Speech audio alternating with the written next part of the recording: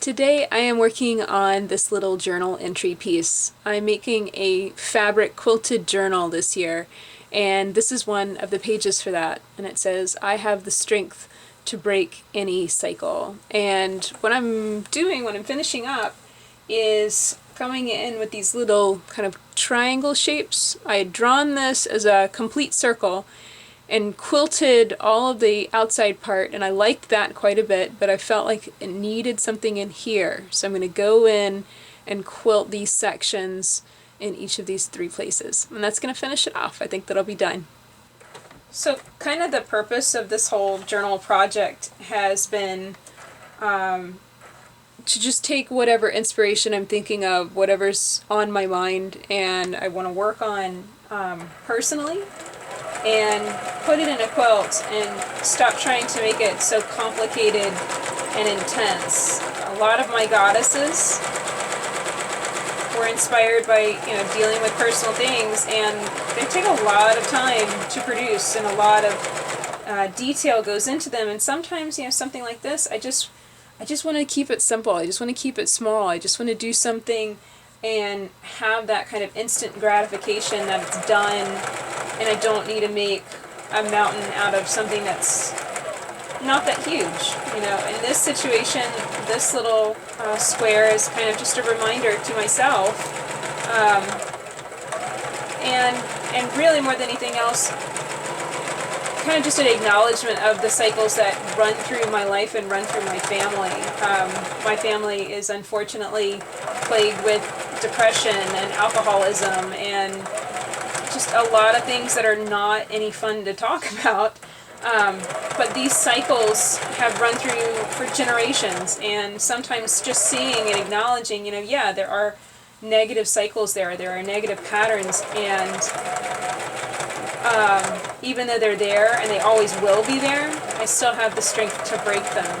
And it doesn't have to be a huge quilt, but this could be inspiration for something bigger. I just need it really right now. I just need this to be something small and easy to create. So I've outlined this, you saw a couple times, and now I kind of want to show these pieces of being kind of broken up, and the design I like for that is crack maze.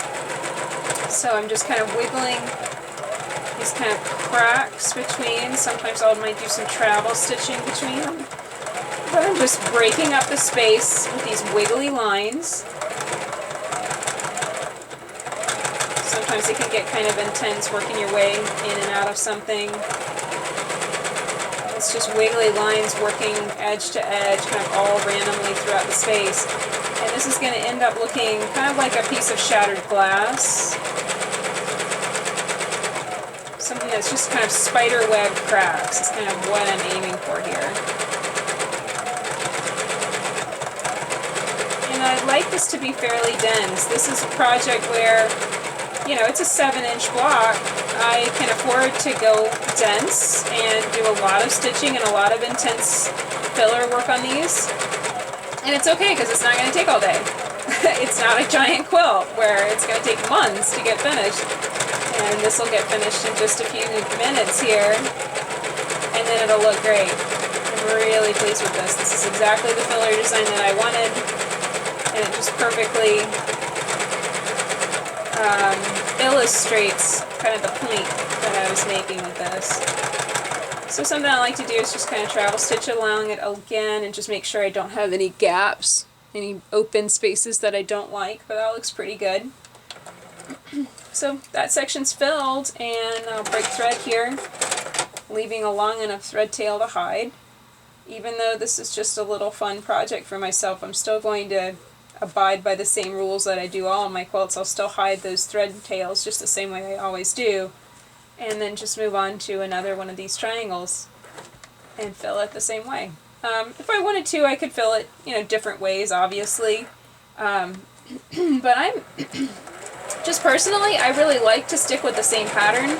Once I do something one way in one corner, I kind of like to stick with that through all the corners. It just makes me feel like it's cohesive, it's making sense. It's kind of like if you painted a portrait,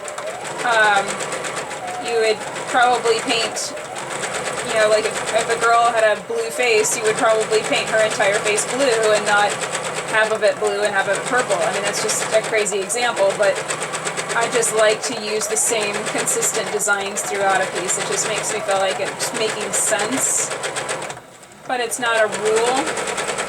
Have to do it always like that. In this situation, I'm making these lines a lot longer. I might leave some more open gaps, but it's still working the exact same way. Just wiggling edge to edge, kind of crazy overlapping these lines in order to get those spider web cracks. I like this because it's really freeform. It just lets me stitch and focus on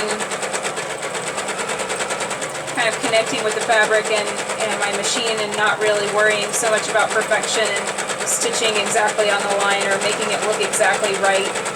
I really like it when I can work and be a little bit more fluid with it and forgiving. Another one of my cycles that is really negative is a total lack of forgiveness and empathy, and I work on that every day. It's a struggle sometimes to just say, you know, it's okay to not have everything be perfect. It's okay to make a video that's not perfect. It's okay to not make a square that's not perfect. It's okay to make a quilt that's not perfect. And there's a very big piece of me that just demands that constant perfection and wants everything to just look absolutely, you know, seamless. And it's just not possible. It's just not realistic. It's taken me a long time to realize just how painful that is, to constantly need that perfection and not be able to do it. So there I kind of worked that in just to get my way over here, just so I wouldn't have to travel stitch and slow down. So I've got a few gaps there. Oops, I stitched out. I'm just going to stitch over a few times. I stitched out a few places, and I've got a little bit more dense patch here than the other places, but I really like that. It kind of looks more cracked in those places than others. The other nice thing about playing with filler designs this way in a really creative way is that you start to see things that you can play with in other quilts, and at least I feel like I can experiment more here and not worry so much about it, not have so much anxiety in something small like this than I would in a real quilt, in a bigger quilt, I should say. So this is what that journal entry looked like when I finished quilting it. So this journal entry really represents two sides of cycles and habits that I've learned about over the years. The hardest thing about a cycle or habit is seeing it, is acknowledging it, that it exists. It took me 27 years to realize that my mother was an alcoholic. You can have cycles and things right in front of your face and have loads of issues being created by it every single day and not realize it, because maybe those two words never connected, or, you know, it's like connect the dots. It's just never formed a recognizable picture. So part of kind of this block is recognize the cycle and see it for what it is. See the negative patterns. You see the positive patterns too, but acknowledge the things that are happening and catch things that are destructive before they basically mess everything up. The other part of the block is a reminder of strength. That I have the strength to break any cycle. If there's a cycle that's negative in my life, I have the strength to break it.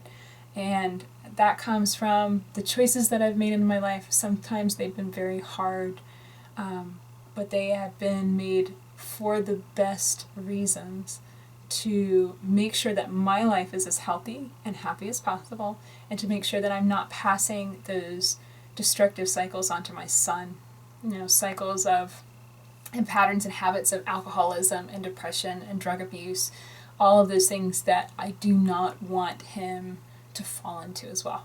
So that's what this block represents for me. I'd be really intrigued to see if how you feel about cycles and habits and how that plays out in your life and how you would represent that in a block of your own. So if you're interested in sharing, definitely do so. My name is Leah Day, and you will find this collection of journal blocks in my gallery at leahday.com. Until next time, let's go quilt.